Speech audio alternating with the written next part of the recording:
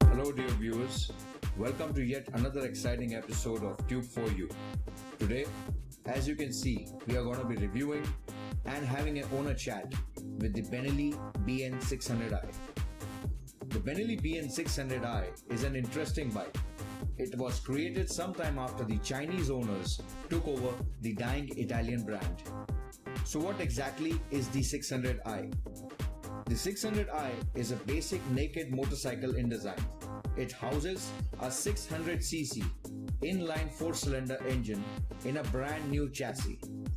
The engine makes 82 PS at 11,500 RPM and 52 Nm of torque at 10,000 RPM.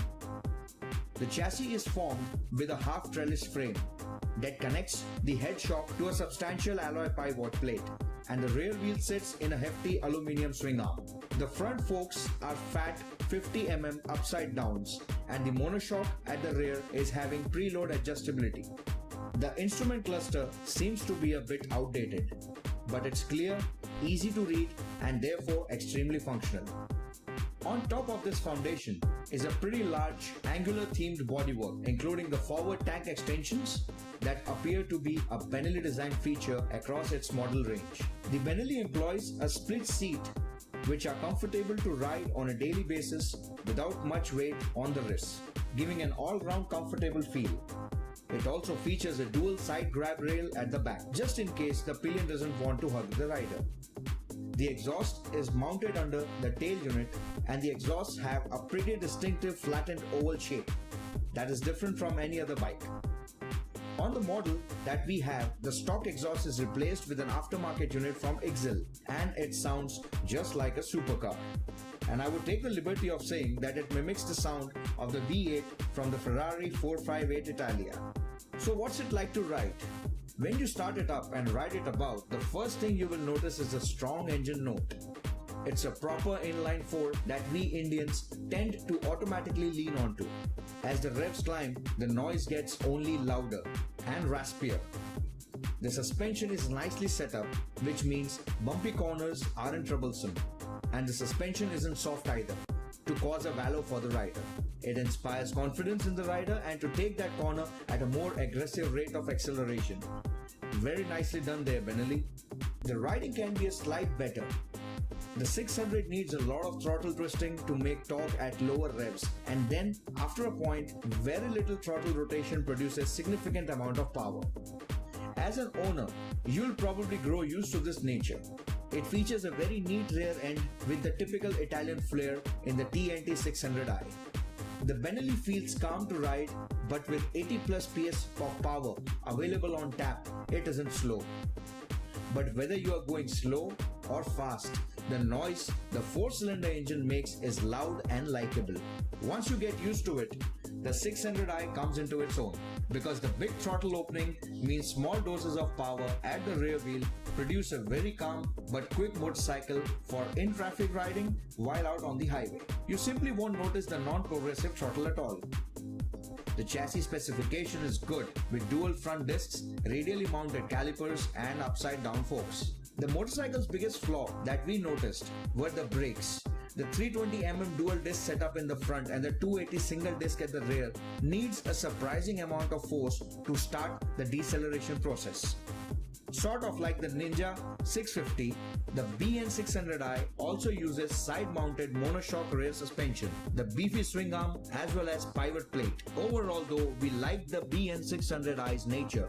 It's pretty fast when you rev it all the way up and nearing the red line.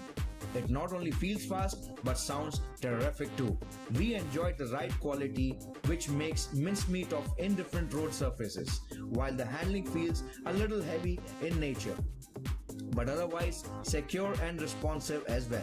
The BENELLI sets you in a forward lean crouch that feels completely natural and isn't hard to stay in even for longer rides. So the final question is whether or not the bike will be reliable.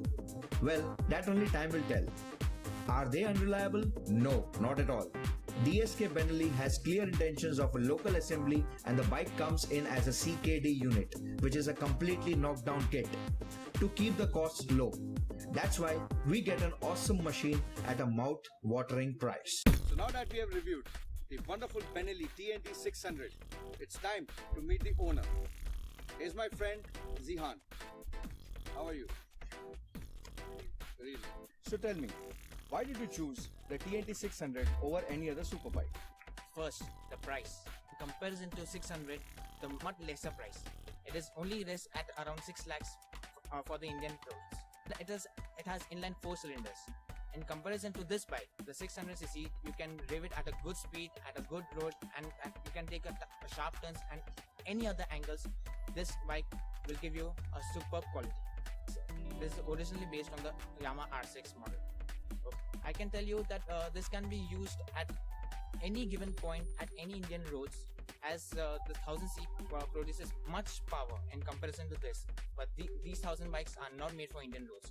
You can say this 600cc is better for the traffic use, for daily routine, but this bike will give you as much as quality and everything that a 600 bike needs. If you are a learner, if you just start riding a super bike, this bike 600cc is seriously made for at least the starters.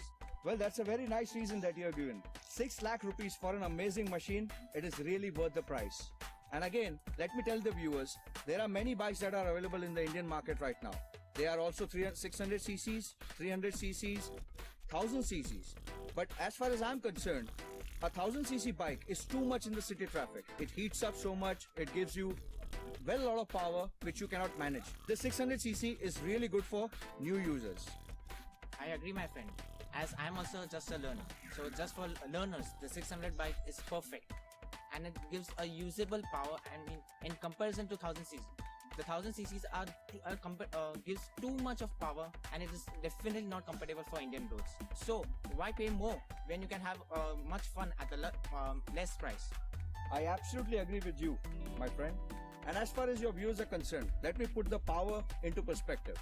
On an average, a 600cc bike puts out to say like 85 to 90 bhp of power, which is too much.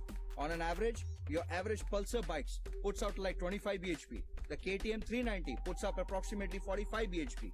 So these bikes are very powerful.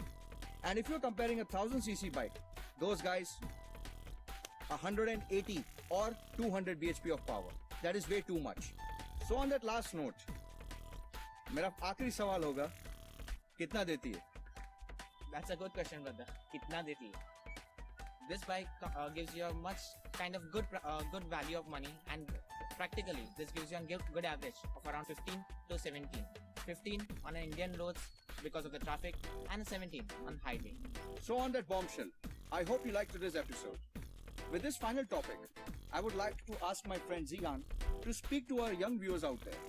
What do you would like to give a piece of advice to people out there? Regarding any bike, first of all, ride safe. Second, if you are riding any super bike, please wear your helmets, any riding gears, whether it is a jacket, or pant, or shoes, whatever it is. Ride safe, brothers. So that's it for today's episode. I hope you liked it. Please subscribe to our channel and don't forget to follow us on Facebook, Instagram and Twitter. Till then, God bless. Peace out.